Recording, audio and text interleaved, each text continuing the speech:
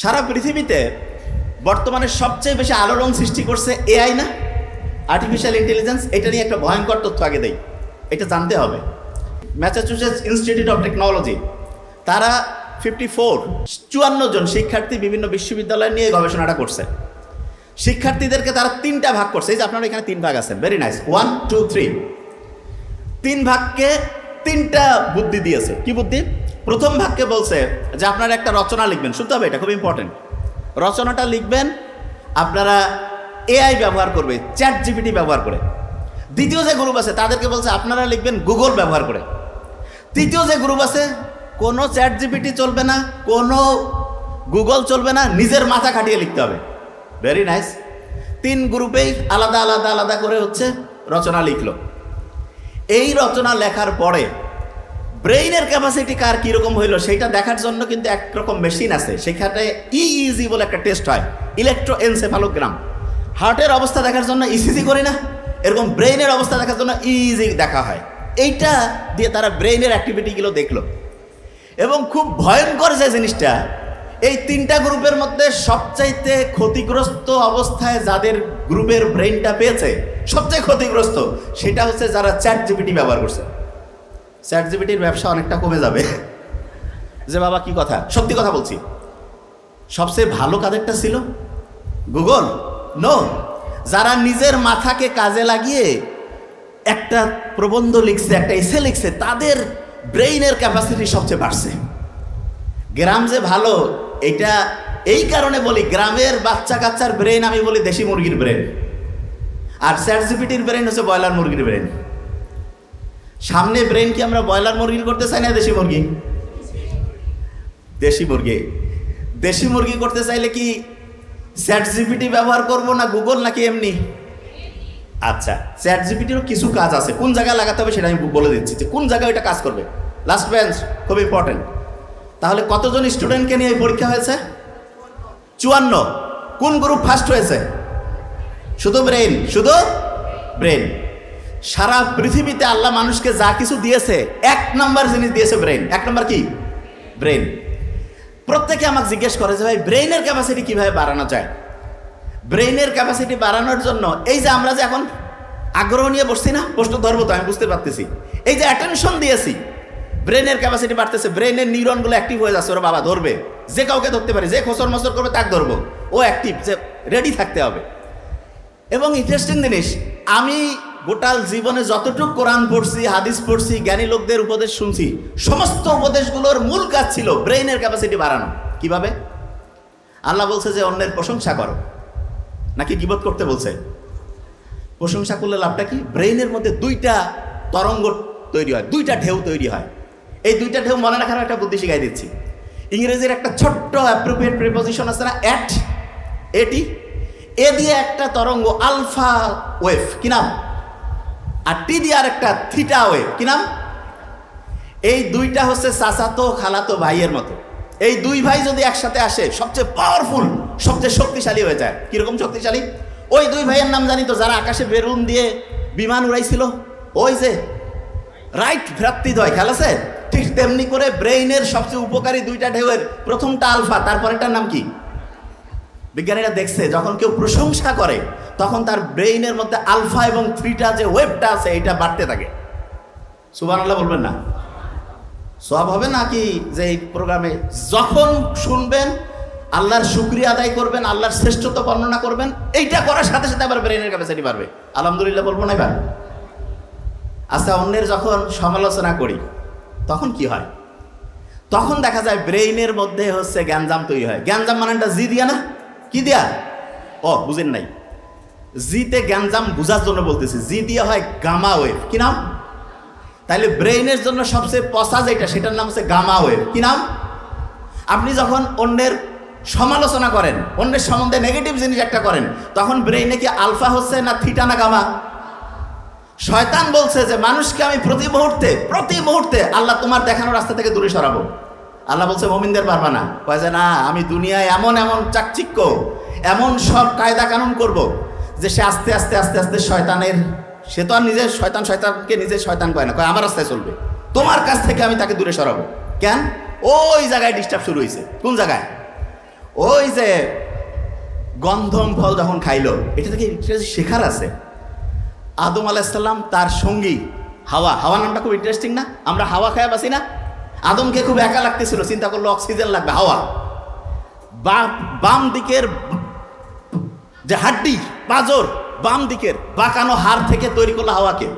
আমি যখন মেডিকেলে ভর্তি হই, আমার এক বড় ভাই ডক্টর, তখন উনি বলতেছেন, আবিল তুমি তো খালি আল্লাহ রসুলের কথা কাও, মানসি তো আল্লাহ ধরে ফেলছে। আমি বলছি কি কন ভাই? কয় দেখছো না বিজ্ঞানীরা এখন কৃত্রিম পরীক্ষাগারে মানুষ তৈরি করে ফেলতেছে। আমি বললাম হ্যাঁ এটা তো করতেছে। বলছে তোমার আল্লাহ গাছ ধরতে কত দূর? আমি বলছি শোনেন ভাই, বিজ্ঞান যেখানে শেষ আল্লাহ সেখান থেকে শুরু করে। বলে কীরকম? বিজ্ঞানীরা এখন দেখছে আমার চেহারা, ধরা যাক আমার এখান থেকে একটা কোষ নিল, নিয়ে পরীক্ষাগারে গেল, যাওয়ার পরে বিভিন্ন সময় বিভিন্ন খাবার দাবার দিয়া ওকে ঠিক আমার মতো একটা লোক বানাইতে পারবে। তার মানে আমি যে স্টাইলের লোক, আমার যে জিনের মধ্যে যে বৈশিষ্ট্য, আমি পুরুষ, ওর বৈশিষ্ট্য সেম সেম সেম হবে। কিন্তু আল্লাহ যে ক্লোনিং করছে সেটাও শরীরের একটা অংশ থেকে, কিন্তু আল্লাহর ক্লোনিং খুব মারাত্মক। কীরকম? হাড্ডি নিল আদম আলাইহিস সালামের শরীর থেকে, বানাইলো যাকে, সে কি নারী না পুরুষ? পুরুষের শরীর থেকে কোষ নিল, বানাইলো কি পুরুষ না নারী? বিজ্ঞান এখানে চিন্তাই করতে পারে না যে এটা কিভাবে সম্ভব। আল্লাহ বলতেছে যে তোমাকে সামান্যতম জ্ঞানের অধিকারী করে বানিয়েছি। তার মানে তুমি এতটা সামান্যতম, সামান্য না আসলে সুপারলেটিভ ডিগ্রি আছে, সামান্যতম। আল্লাহ সামান্য বলেন নাই, একেবারেই নগণ্য। এই নগণ্য জ্ঞানের ব্যাখ্যা যখন পড়ি তখন অবাক হয়ে যায়, কি আল্লাহ বানিয়েছেন মানুষকে। কেউ যদি চ্যাট জিপিটিকে জিজ্ঞেস করে তোমাকে কিভাবে বানানো হয়েছে, এখন করার দরকার নেই, বাড়িতে যে করিয়েন কিভাবে বানিয়েছে, বলবে যে আমাকে ট্রেনিং দিয়েছে। আল্লাহ প্রথম যে আয়াতটা নাজিল করলো সূরা আলাকের, সেখানে আল্লাহ বলছেন যে মানুষ কিছুই জানতো না, তাকে আমি শিখিয়েছি। বিজ্ঞানীরা দেখতেছে কিরে, তার মানে কাউকে ট্রেন করা যায়। এই প্রথম যে আয়াত, সেখানে আল্লাহ বলছে আদমকে আমি জ্ঞান দান করেছি, শিখিয়েছি। এখন কেউ বলতে পারে যে বুঝেন নাই, এই জিনিসটা খুব ইন্টারেস্টিং। আদমকে জ্ঞান দান করছে আল্লাহ, এবং তাকে প্রত্যেকটা জিনিসের নাম আমি শিখিয়েছি। নাম শিখিয়েছি মানে কি? প্রত্যেকটা জিনিস সম্বন্ধে ধারণা দিয়েছে। তারপরে একটা পরীক্ষা হইল। পরীক্ষাটা কীরকম?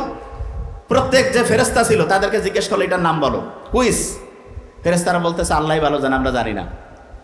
তারপরে আদমকে বললো, আদম টট টট টট টট করে বলতেছে। আর ওই ফেরেস্তাদের মধ্যে একজন স্পেশাল জিন ঢুকছিল, যার নাম হচ্ছে ইবলিস। ও কিন্তু কোনো ফেরেস্তা না, ও প্রথমে শয়তানও ছিল না, ও জিন গোষ্ঠীর মধ্যে, জিনদের কমান্ডার ইন চিফ। জিনদের মধ্যে দেখেন একটা জিনিস, আল্লাহ বলছে জিন আর মানুষকে আমি একসাথে বানাইছি, ঠিক না? জিন মনে করতেছে মানুষ বোধহয় আমার সাথে ফাইটিংয়ে আসতেছে, গ্যাঞ্জাম লাগাই দিছে। জিন কি এখন পর্যন্ত কোনো টেকনোলজি আবিষ্কার করছে? কেউ পারছে যে জিন? এটা নিয়ে গবেষণা হচ্ছে, চেষ্টা করতেছে বিভিন্ন সুপার পাওয়ার, যে জিন যদি একটা কন্ট্রোলে আনা যায়, যেভাবে ওই যে সুলাইমান আলাইহিস সালামের সময় জিনের কন্ট্রোল ছিল, বিলকিসকে হচ্ছে চিঠি লিখলো, সিংহাসন চোখের পলকে চলে আসলো। এইটা যদি করা যায়, ধরা যাক যে ট্রাম্প বসে আছে, এই ধরে আসো, মুহূর্তের মধ্যে সে দেখা গেল যে যেই চেয়ারে বসেছিল টান মারছে, পড়ে গেছে। হইতে পারে না? হইতে পারে তো। তা জিনকে এখনো এরা খুঁজে পাচ্ছে না। কেন খুঁজে পাচ্ছে না সেটা বলতেছি একটু পরে।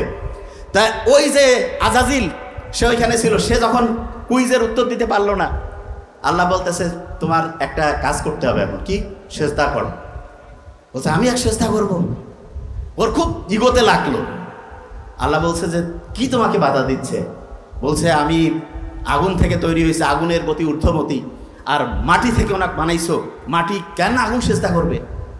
আল্লাহ বলছে তুমি অহংকার করলা। অহংকার হচ্ছে আল্লাহর চাদর, আল্লাহর হিজাব। এই যে তখন বলছে তুমি এখান থেকে বেরিয়ে যাও। তখন ও আল্লাহর কাছে কি বললো? যে আমাকে কিয়ামত পর্যন্ত হচ্ছে অবকাশ দাও। বলছে ঠিক আছে। আল্লাহ তো কাউকে চাইলে বেশি করে দেয়, সে যদি মাফ চাইতো আল্লাহ মাফ করে দিত। কিন্তু ওই যে শয়তান, নাম শুনলেই তো, কারো নাম শয়তান আছে নাকি? মিস্টার শয়তান নাম এমন কেউ রাখেও না, না? তাই যে মিস্টার শয়তান তখন বলতেছে যে না আমাকে হচ্ছে যে অবকাশ দেন। তাই ঠিক আছে, ও ঘুরতেছে ঘুরতেছে ঘুরতে ঘুরতেছে, খুব ইম্পর্টেন্ট, ঘুরতে ঘুরতে সে চিন্তা করতেছে এরা যদি এইখানেই থাকে তাহলে তো এদেরকে, যে এদের কারণে যেখান থেকে বের হয়েছে এদেরকে এখান থেকে বের করতে হবে। কি করা যায়? গন্ধম ফল খাওয়াইলো না, খাওয়ার পরে তারা পৃথিবীতে আসলো। যাও, এইখানে আসার পরে দেখেন আল্লাহর কি টেকনোলজি আর এআই এর কি টেকনোলজি। আল্লাহ কি করছে? আদম আলাইহিস সালামকে যে জ্ঞান দান করছে, আল্লাহ কি এখন কি আমাদের সবাইকে কি ফু মারে? আল্লাহ কি আমাদের সবাইকে আলাদা আলাদা করে শেখায়? কাউকে না। দেখেন আল্লাহর টেকনোলজি কীরকম। এআই যে আছে চ্যাট জিপিটি, প্রত্যেকটা আলাদা আলাদা আলাদা করে ল্যাঙ্গুয়েজ প্রত্যেককে শিখাইতে হয়। আল্লাহ শুধু আদমকে শিখিয়েছেন, শিখানোর পরে বলছে বংশানুক্রমিকভাবে যত মানুষ কিয়ামত পর্যন্ত আসবে সেই জ্ঞানের অংশটা অটোমেটিক বংশ পরম্পরায় ট্রান্সমিট হইতে থাকবে। কিভাবে করলো? আল্লাহ 5টা মাত্র বর্ণ বাছাই করছেন। কয়টা বর্ণ? 5টা। কয়টা বর্ণ? 5টা। এই 5টা বর্ণ আল্লাহ 2টা জায়গায় রাখছেন। ধরবো কিন্তু কয়টা জায়গায়?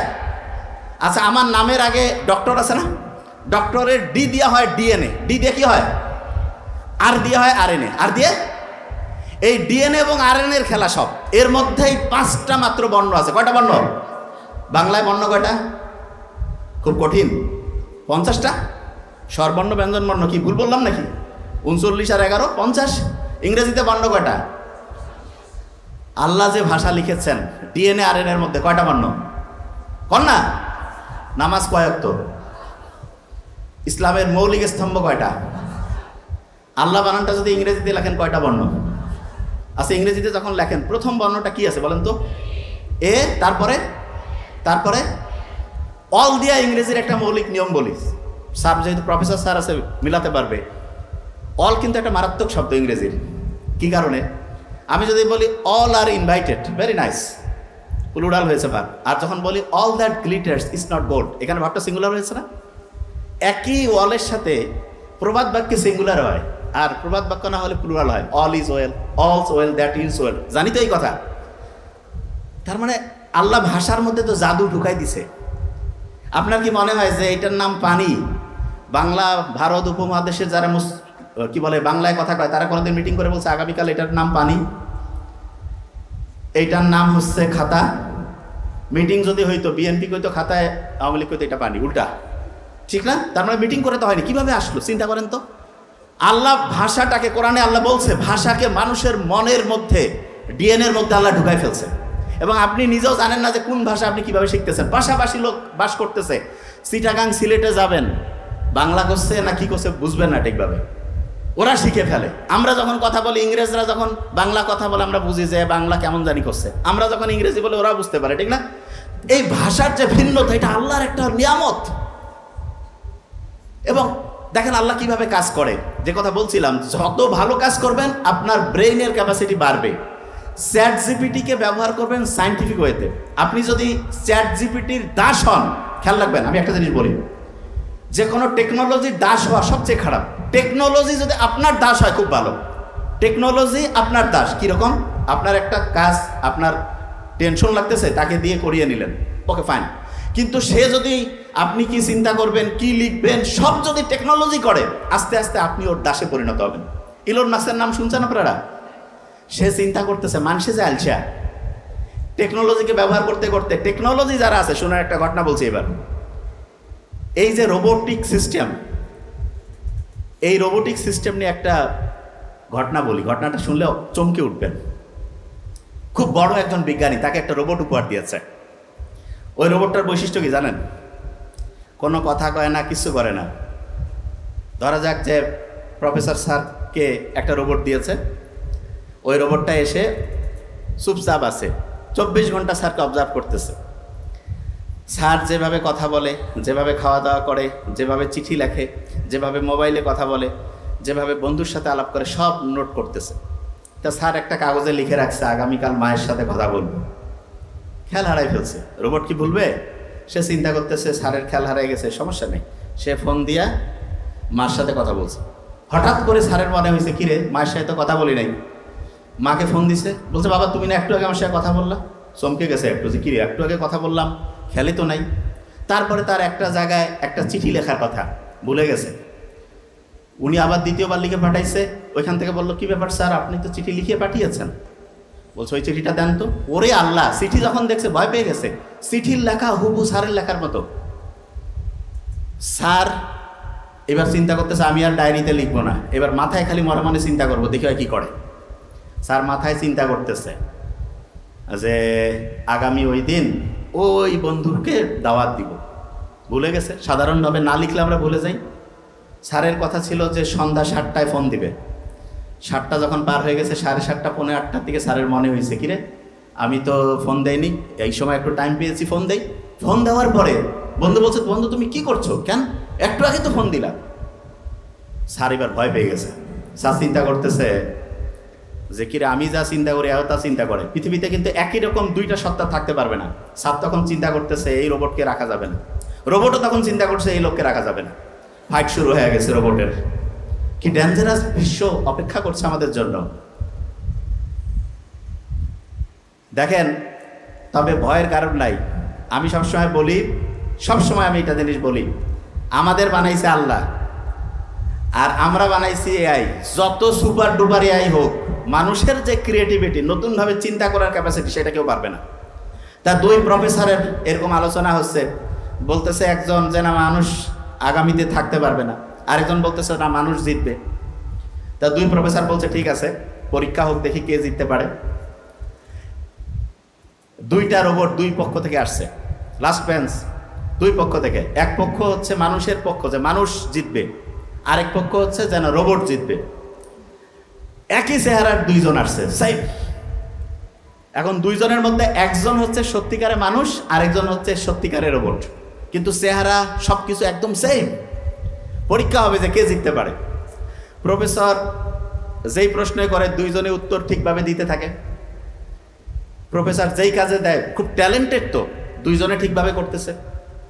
প্রফেসর তাকে একটা প্রশ্ন, একটা বিষয় সম্বন্ধে উত্তর দিতে বলতেছে, ঠিকভাবে লিখে দিচ্ছে।